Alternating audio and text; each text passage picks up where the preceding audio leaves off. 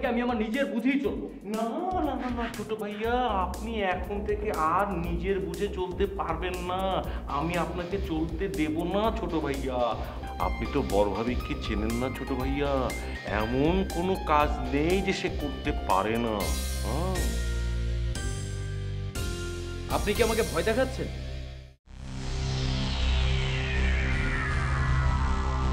এখন কি হবে আপনি? বড় ভাবি যা বলেন তাই তো করেন, ওনার তো অনেক বড় হাত। বিষয়টা আমি দেখছি টুটু, তুমি এখন যাও, আর যদি পারো একটু খবর নিয়ে দেখো রাহাত কোথায়,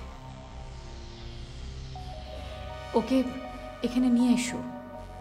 মোবাইলে খবর নিলেই তো হয়।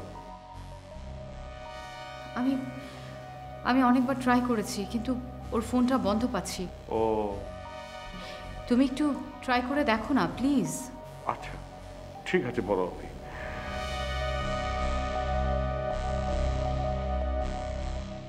রেফাত নীলাকে অপমান করেছে, বিষয়টা ঠিক মেলাতে পারছি না।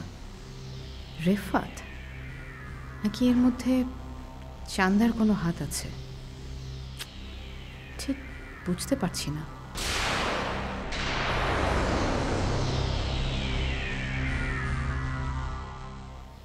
আমি বুঝতে পারছি রেফাত, আমার কথা ভেবে তোমার খারাপ লাগছে, কিন্তু রেফাত সময় তো থেমে থাকে না। ব্যবসা, অফিস এগুলো নিয়েও তো ভাবতে হবে। বড় আপি নেই, বড় ভাইয়া বলেছেন তিনি একসাথে থাকবেন না। এখন কিন্তু দায়িত্বটা তোমারই বেশি রেফাত। ওই দেখা যায় তাল গাছ, আর ওই তাল গাছ নিয়েই দুই ভাইয়ের দ্বন্দ্ব, মুখ দেখা দেখিও বন্ধ। বুঝছো মজিদ, বিচার যাই হোক, তাল গাছটা কিন্তু আমার। মামার বাড়ির আবদার। তার একটু সময় হয়ে গেল। আমার ইফতার, এই ইফতার মরে গেছে। ভাই মামলার জায়গায় থাক, আর তাল গাছের জায়গায় থাক। চলেন ইফতারটা আমরা একসাথে করি। বিভেদ ভুলতে রেডি যারা, তাদের জন্য অনেক উপহার জেতার সুযোগ নিয়ে রেডি আমরাও। রবিতে সর্বোচ্চ কথা বলে প্রতি ঘন্টায় জিতে নিন 5টি হ্যান্ডসেট, আর প্রতিদিন 5টি স্যামসাং গ্যালাক্সি ট্যাব ফ্রি। রবি।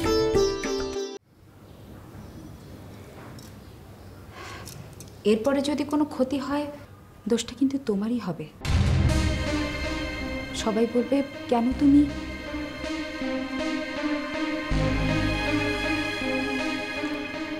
তোমাকে দোষী ভাবলে সবচেয়ে বেশি কষ্ট কিন্তু আমারই হয় রেফাত। রেফাত, আমি তোমাকে অনেক ভালোবাসি।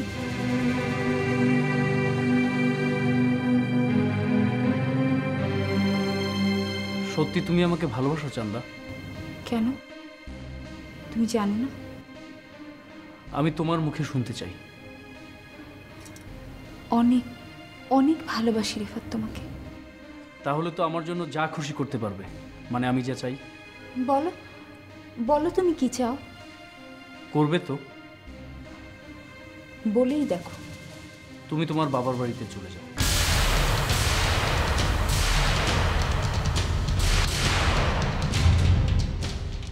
এখানকার ঝামেলা মিটে গেলে আমি নিজে গিয়ে তোমাকে নিয়ে আসবো। এটা তুমি কি বললে?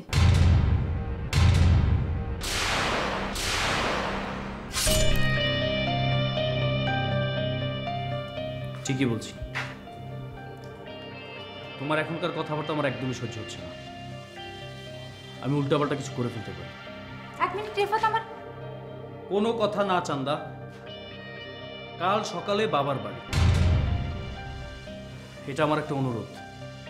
যদি রাখো ভালো, আর তা না হলে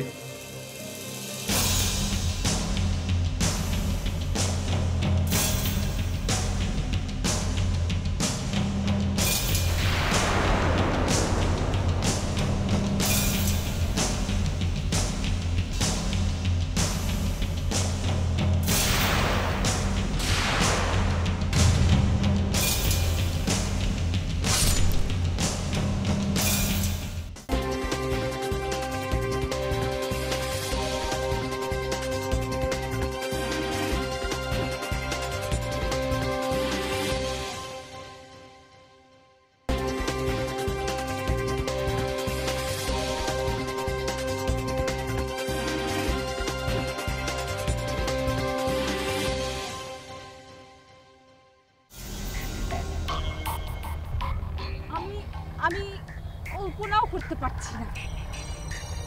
রেফাত, রেফাতের মতো একটা ছেলে আমাকে আমাকে এতটা অপমান করে। তুমি কথাটা রাহাতকে জানিয়েছো? রাহাত, রাহাতকে আমি কোথায় পাবো? ওর তো ফোনই বন্ধ। ইরফান, তুমি যদি এর একটা ব্যবস্থা না নাও, আমি কিন্তু। কোন বিষয়? রেফাত, রেফাতকে এমন একটা শিক্ষা দিতে হবে যাতে করে কোনো দিন আমার দিকে তাকাতে সাহস না পায়।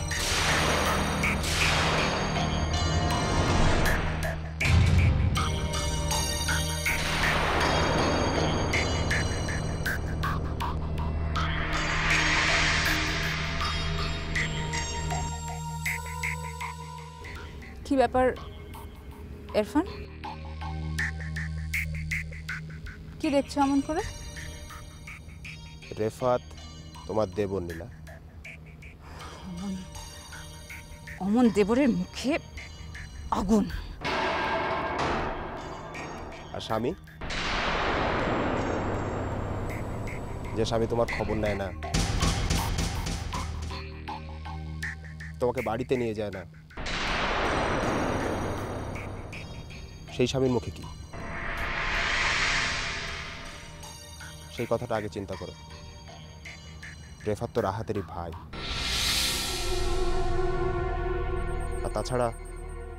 আর তাছাড়া কি ইরফান? তোমাকে কথাটা সরাসরি বলে নিলাম। কিসের আশায় আমি এসব করব?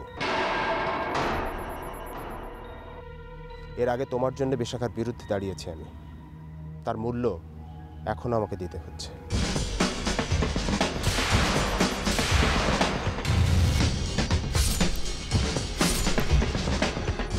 সবকিছুর একটা কারণ,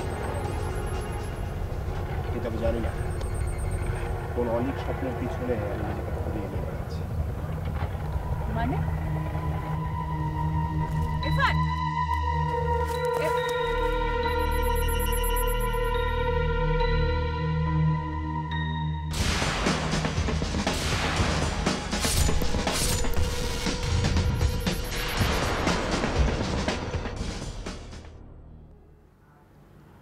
তুমি এমন কেন হয়ে গেলে রেফাত? তুমি তো এমন ছিলে না।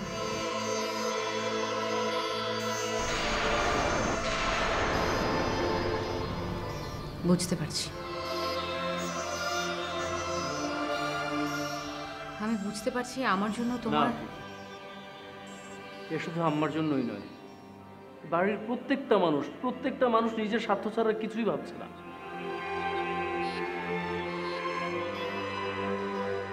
সবার এমন একটা ভাব যেন সবাই সবার শত্রু। বিশেষ করে বড় ভাবি, চান্দা আর বড় ভাইয়া। সেজন্যই বুঝি চান্দাকে বাবার বাড়ি চলে যেতে বলেছো তুমি?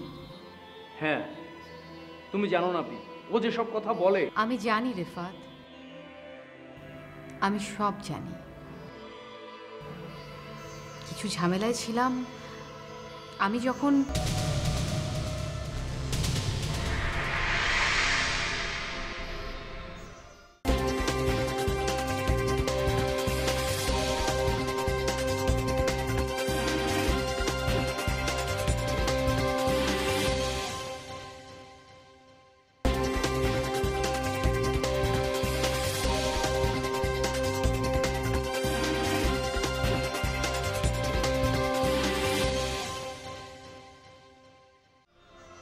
ক্ষমা করবেন,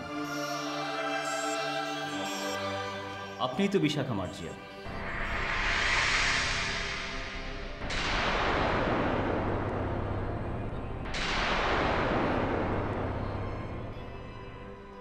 আমি বিশাখা মার্জিয়া।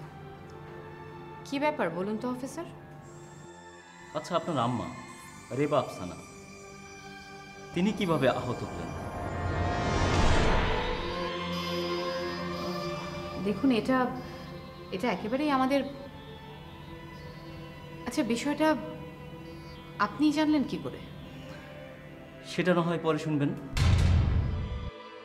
আপনি যা বলছিলেন বলুন।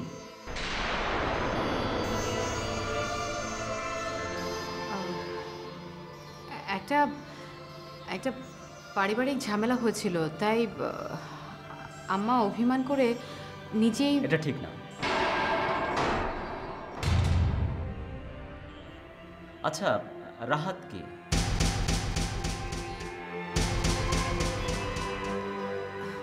রাহাত রাহাত আমার ছোট ভাই। সে থানায় মামলা করেছে। তার মাকে গুলি করা হয়েছে হত্যার উদ্দেশ্যে।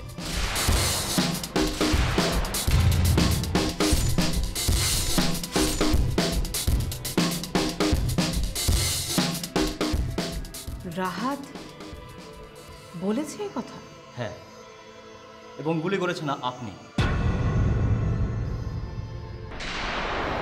বিশাখা মার্জিয়া।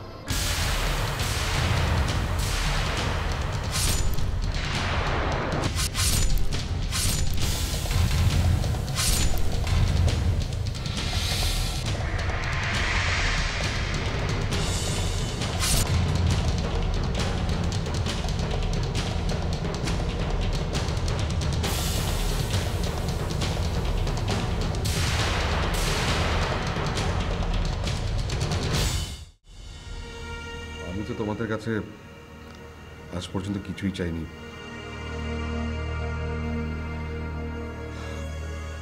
আজ আমার প্রয়োজন, তাই তোমাদের বিরক্ত করছি। সমস্যাটা কি হয়েছে সেটা কি আমাকে বলা যায়? এত বছর পর তুমি হঠাৎ করে এমন একটা সিদ্ধান্ত কেন নিচ্ছ? সারা জীবন ঘর জামাই হয়ে থাকবো, এটাই বা কেমন কথা? হ্যাঁ, সেটা আমি বুঝতে পারছি, কিন্তু ভাবনা হচ্ছে তোমাকে নিয়ে। তোমার শরীরের যে অবস্থা, তাতে করে শরীরের জন্য তোর বসে থাকলে হবে না, জীবন ধারণের জন্য কিছু একটা তো করতে হবে। বৌমা কি বলে? সে কি বলবে, তাকেও তো আমারই চালাতে হবে। ঠিক এই কথাটাই কিন্তু আমি বুঝতে পারছি না। সব কিছু বোঝার তোমার দরকার নেই। আমি যেটা বলেছি সেটা করো, আমার টাকা দরকার। দেখো নাদিম, তুমি তো অনেক বছর ধরে গ্রামের বাড়িতে যাওনি, আর কোনো খোঁজ খবরই রাখোনি। বাবা মারা যাওয়ার আগে বিষয় সম্পত্তির বেশিরভাগই বিক্রি করে গেছেন। হ্যাঁ, চাষযোগ্য জমি বলতে তেমন কিছু নেই, যা আছে তা ভিটে বাড়ি। আর কতটুকু আছে সে তো তুমি ভালো করেই জানো। আমরা 4 ভাই কোনো রকমে সেখানে মাথা গুঁজে আছি। তোমার অংশটাও আমরা ভোগ করছি, তা তো আমাদের স্থান সংকলন হয় না। ছেলেরা বড় হচ্ছে, কি হবে ঠিক বুঝতে পারছি না। তারপরে যদি তোমার অংশটা তুমি বিক্রি করে দাও, আমরা কোথায় গিয়ে দাঁড়াবো একবার ভেবে দেখেছো? বুঝতে পারছি বড় ভাই, কিন্তু আমিও যা নিরুপায়, তাই বলছি। দেখো, বসত ভিটে যে অন্য কারো কাছে বিক্রি করব, সেটা তো ঠিক হবে না। তাছাড়া আমরাও যে 4 ভাইয়ের মধ্যে কেউ তোমার অংশটা কিনে নেব, সেটাও তো আমাদের পক্ষে সম্ভব না। তারপরে সবার সাথে আলোচনা করে দেখি কিছু একটা করা যায় কিনা। তোমার যেহেতু একটা অংশ আছে, তুমি তো দাবি করতেই পারো। দেখি কি করা যায়। দেখি বললে হবে না বড় ভাই, একটা ব্যবস্থা করতেই হবে, এছাড়া আমারও কোনো উপায় নেই।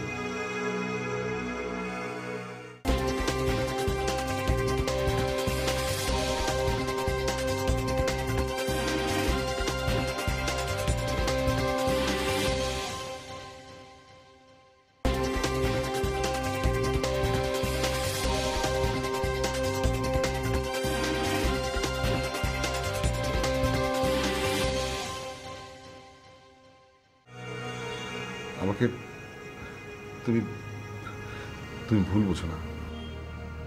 আমাদের 5 ভাইয়ের মধ্যে তুমি সবচাইতে ছোট।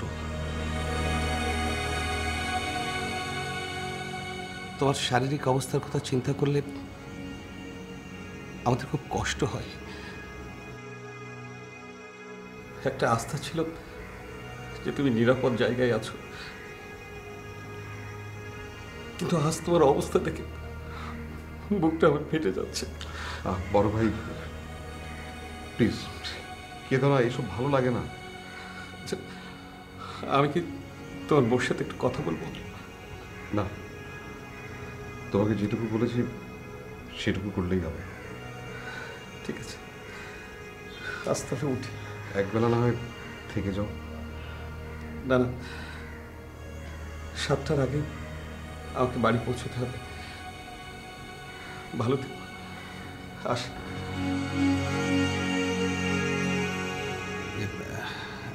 একটা কথা,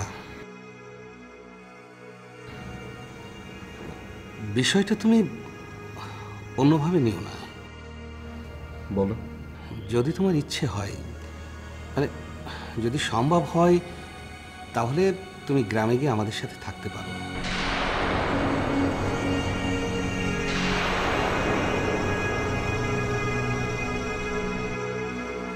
আমরা তো ছেলে মেয়ে নিয়ে একরকম বেঁচে আছি। তুমি আমাদের সাথে থাকতে পারো, তোমার কোনো সমস্যা হবে না। আর তোমার শরীরের যে অবস্থা, সেটা বোধহয় এই অবস্থায় ভালোই হতো।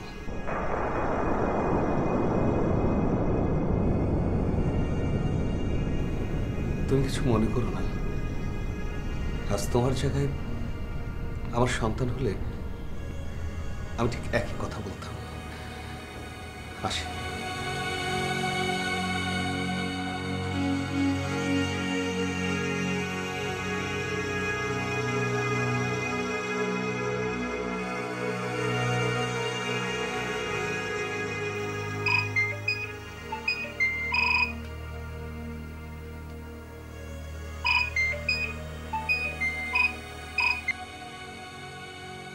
রেফাত বলো। কি?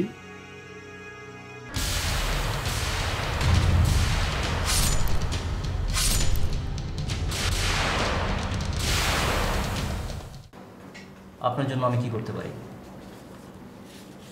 দেখুন,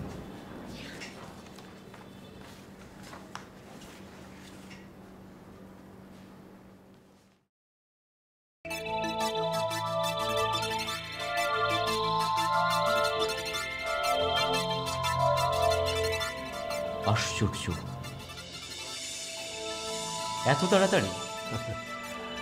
সে যাই হোক, আমি ওনাকে নিয়ে যেতে চাই। শিওর। স্যান্ড্রে। Yes sir. বিশাখা মার্জিয়াকে নিয়ে আসুন। জি স্যার।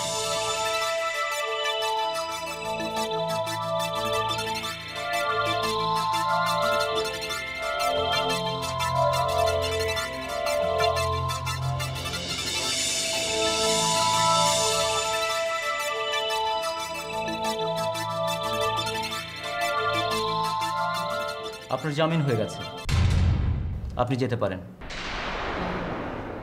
অফিসার, আমার জামিনটা কে করিয়েছে আমি কি জানতে পারি? আপনি আমার জামিন করিয়েছেন, কিন্তু আপনাকে তো আমি চিনি বলে মনে হচ্ছে না।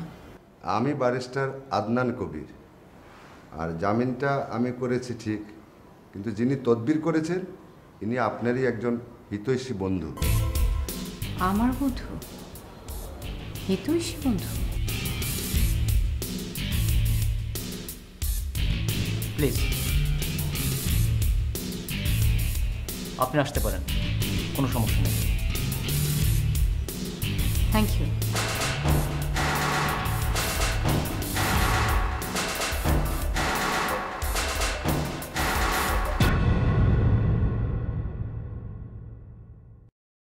আমার জন্য এত সব সমস্যা, আমি যদি আপুর কাছে না আসতাম এরকম বিপদ হতো না। তুমি না এলেও একই ঘটনা ঘটতো। তুমি শুধু শুধু নিজেকে দোষী কেন ভাবছো? ভাই, আমরা কি একবার আপুকে দেখতে যেতে পারি না? সেটা কি করে সম্ভব? আমার অবস্থাটা তুমি দেখতেই পাচ্ছ। ভাই আমাকে যদি ঠিকানা দিয়ে আমি ঠিক ঠিক আপুকে খুঁজে বের করব। মৌমিতা,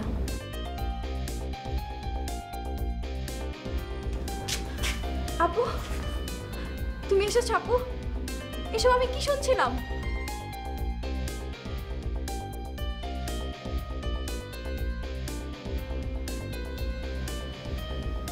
কিছু হয়নি মৌমিতা, আমার কিচ্ছু হয়নি।